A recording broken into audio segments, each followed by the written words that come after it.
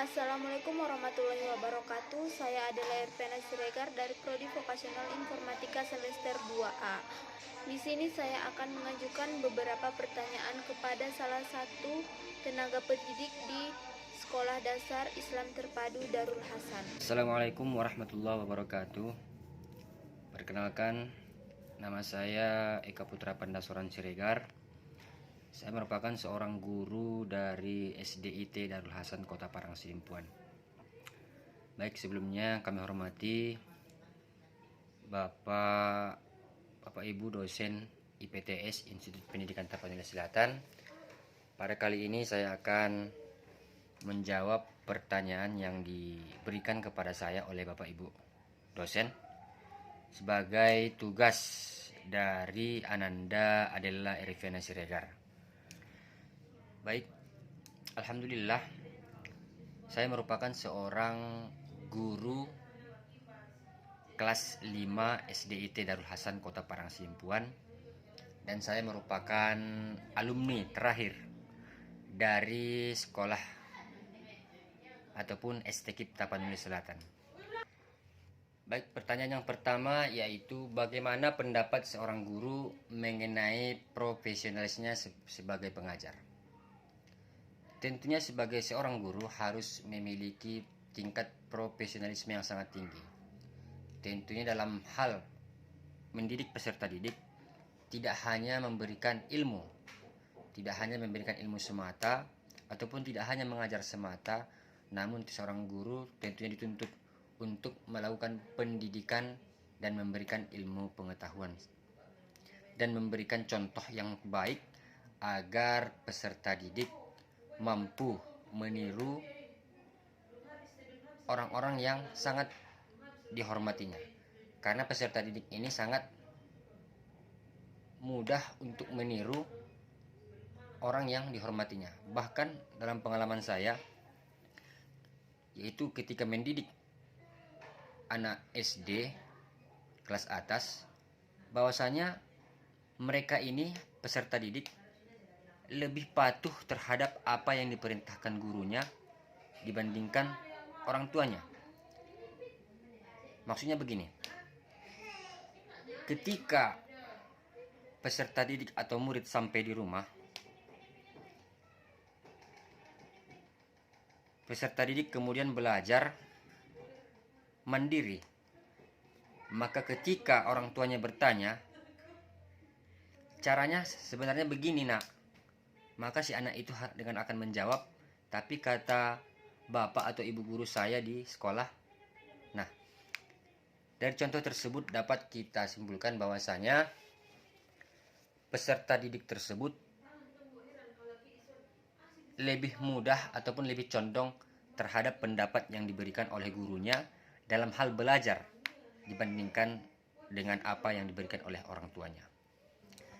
Baik, pertanyaan yang kedua adalah bagaimana guru memaknai kode etik guru. Baik, di antara 8 kode etik guru, saya hanya fokuskan ke dalam 3 poin saja. Yaitu yang pertama adalah guru memiliki dan melaksanakan kejujuran profesional. Maksudnya adalah tentunya seorang guru tersebut memberikan pengajaran dan pendidikan sesuai dengan tugas yang diamanahkan kepada seorang guru. Misalnya dalam hal administrasi, seorang guru itu harus memiliki administrasi ataupun yang disebut dengan RPP. Dan ketika proses pengajarannya dalam kelas, hal itu harus sesuai dengan apa yang telah dicantumkan dalam RPP.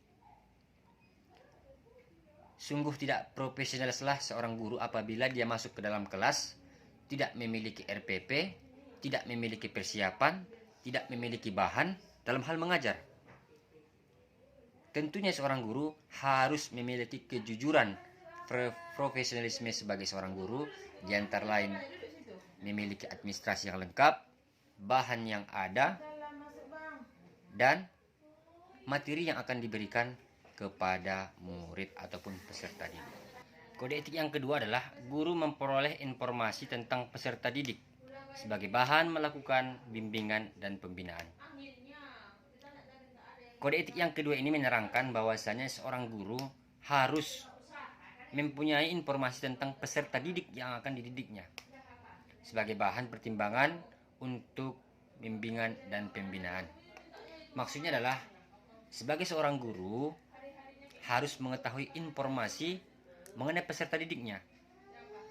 Misalnya kalau kami di Darul Hasan, kita sebagai seorang guru harus tahu segala bentuk dari peserta didik. Misalnya alamatnya di mana, orang tuanya siapa, pekerjaan ayahnya siapa, pekerjaan ibunya siapa.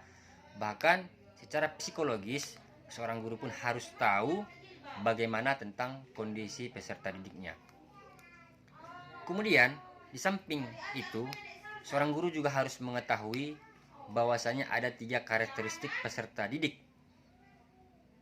Yang pertama adalah audio, visual, dan fisik atau praktek. Yang pertama tadi adalah audio. Maksudnya adalah seorang murid itu dapat melakukan proses belajar mengajar dengan mudah, yaitu dengan audio atau pendengaran. Nah, jadi seorang guru itu harus tahu bagaimana karakteristik murid yang cara belajarnya secara audio. Agar apa? Agar guru dengan mudah memberikan pengajaran, agar pengajaran yang disampaikan oleh guru sampai tepat pada sasaran terhadap peserta didik yang melakukan belajar dengan cara audio atau pendengaran. Yang kedua adalah dengan cara visual atau melihat. Dari tipikal peserta didik ini, yang kedua adalah visual atau melihat. Banyak juga dari peserta didik kita itu mudah dapat mengikuti proses belajar mengajar dengan cara melihat. Yaitu misalnya dia itu akan mudah menyerap ilmu yang diberikan oleh guru apabila dia melihat langsung apa yang telah dipraktekkan, apa yang telah diajarkan oleh guru tersebut. Dan tipikal yang ketiga adalah secara fisik atau praktek. Tipikal ini adalah yang paling banyak karena terutama yang laki-laki, karena anak yang memiliki karakteristik fisik atau praktek, proses pembelajaran tersebut akan mudah sampai kepada peserta didik tersebut dengan cara praktek. Secara teori mungkin dia kurang, secara mendengar dia kurang, tapi apabila proses belajar mengajar kita laksanakan dengan cara praktek, dia akan mudah menangkapnya. Oleh sebab itu, tergantung terhadap si guru bagaimana dia merangkum ini semua terhadap peserta didiknya. Oleh karena itu, setiap guru wajib mengetahui bagaimana kondisi tentang peserta didik yang akan dididiknya. Yang ketiga adalah guru menciptakan suasana sekolah sebaik mungkin demi menunjang berhasilnya proses belajar mengajar. Tentunya kelas yang suasananya yang baik, suasananya yang nyaman, tentu merupakan dambaan dari setiap peserta didik. Karena tidaklah mungkin proses belajar tersebut dapat dilaksanakan apabila suasana sekolah, apabila suasana kelas tidak seperti standar yang telah ditetapkan oleh pemerintah kita. Contohnya saja ketika kita masuk ke dalam kelas, kadangkala ada suhu yang tidak senada dengan harapan kita. Misalnya keadaan kelasnya ribut, kotor, sehingga apabila kita ingin mengajar, tentunya akan mengganggu proses belajar mengajar. Makanya sebagai seorang guru harus menciptakan suasana sekolah, harus menciptakan suasana kelas senyaman mungkin, sebaik mungkin, dan seceria mungkin. Baik, pertanyaan yang selanjutnya adalah apakah guru di Indonesia telah menunaikan tugas profesionalnya sebagai seorang guru sesuai dengan kode etik guru? Menurut saya pribadi, guru di Indonesia itu belumlah tentunya 100% melaksanakan kode etik pada guru. Mungkin hal tersebut terjadi karena berbagai faktor eksternal dan internal yang ada dalam wilayah sekolah tersebut. Namun, kalau kita berbicara sekolah yang ada di Tabaksel ini, saya kira ataupun saya pikir guru yang telah melaksanakan kode etik tersebut kira-kira masih 40% saja.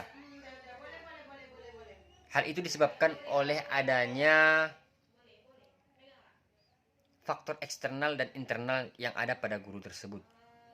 Dan hal tersebut juga terganggu dikarenakan adanya hak asasi manusia yang mempersempit ruang guru untuk melaksanakan proses belajar mengajar.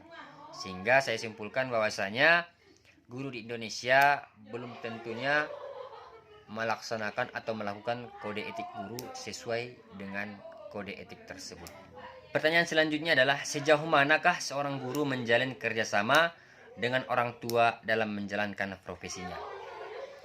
Tentunya seorang guru dan orang tua harus memiliki kerjasama yang terjalin dengan sangat baik. Karena tidak akan mungkin seorang anak ini berhasil kita didik kalau kita sebagai seorang guru tidak menjalin hubungan ataupun kerjasama yang baik dengan orang tua. Kenapa? Karena pada dasarnya orang tua adalah yang menitipkan anaknya kepada kita untuk dididik ataupun diajarin. Oleh sebab itu, seorang guru tersebut harus memiliki hubungan kerjasama yang baik dengan orang tua. Sebagaimana yang disampaikan oleh Bapak Pendidikan Indonesia, Republik Indonesia, yaitu Ki Hajar Dewantara, bahwasanya proses belajar mengajar itu terbagi menjadi 3 ruang lingkup. Yang pertama adalah keluarga, di mana yang dimaksud tersebut adalah orang tua, karena orang tua merupakan guru pertama bagi peserta didiknya. Yang kedua, kata Ki Hajar Dewantara, adalah lingkungan sekolah, karena sekolah merupakan tempat terjadinya proses belajar mengajar. Dan yang ketiga adalah lingkungan. Oleh sebab itu, antara keluarga, sekolah, dan lingkungan harus terjalin satu sama lain agar proses belajar mengajar serta pendidikan terhadap peserta didik dapat tercapai. Baik, pertanyaan yang terakhir adalah, adakah organisasi yang diikuti sebagai seorang guru dan bagaimana perkembangan organisasi tersebut saat ini? Tentunya seorang guru harus dituntut untuk memiliki organisasi tertentu. Yang dimaksud dengan organisasi tersebut ialah organisasi non-partai. Tujuannya tidak lain dan tidak bukan adalah untuk menunjang proses belajar mengajar. Contohnya kalau seperti saya sendiri, yaitu memiliki organisasi kependidikan. Contohnya adalah organisasi guru sesama bahasa Inggris. Jadi kita bekerja sama, saling sharing-sharing ilmu tentang bagaimana proses belajar mengajar yang lebih baik lagi. Tentunya organisasi ini tidak hanya ruang lingkupnya di sekolah saja, namun memiliki ruang lingkup yang lebih luas lagi. Misalnya di sekolah A, di sekolah B, bahkan ada kawan-kawan saya guru yang lebih senior memiliki organisasi kependidikan yang sudah memiliki kawasan lintas provinsi.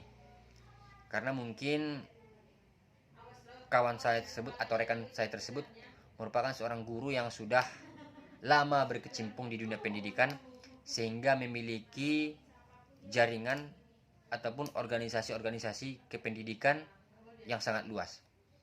Tentunya dalam hal organisasi tersebut tidak hanya difokuskan kepada jurusan kita saja. Contohnya saya jurusan bahasa Inggris, kita juga boleh bergabung dengan grup-grup yang lain, karena kalau di SD ini tentunya seorang guru harus menguasai seluruh mata pelajaran, tidak hanya fokus terhadap jurusan kita saja. Contohnya, sebagai seorang guru di SD harus paham, harus tahu matematika, IPA, IPS, olahraga, kesenian, dan lain-lain sebagainya. berbeda dengan guru yang ada di kelas menengah ataupun di kelas menengah atas.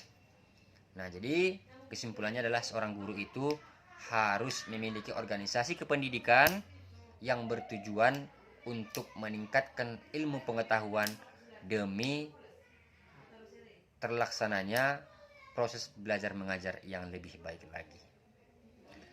Baik, mungkin cukup sekian wawancara yang kami laksanakan dengan Ananda Adela Irvena Siregar. Mudah-mudahan wawancara ini ataupun video ini berguna demi terlaksananya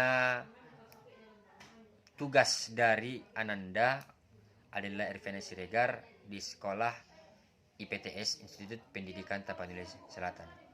Apabila ada kata yang salah ataupun jawaban yang kurang tepat, saya memohon maaf. Assalamualaikum warahmatullahi wabarakatuh. Baiklah, cukup sekian wawancara saya bersama Bapak Eka Putra Pandasorong Siregar, SPD. Semoga apa yang Bapak sampaikan bermanfaat kepada kita semua, dan jika ada kata-kata yang salah, kami mohon maaf.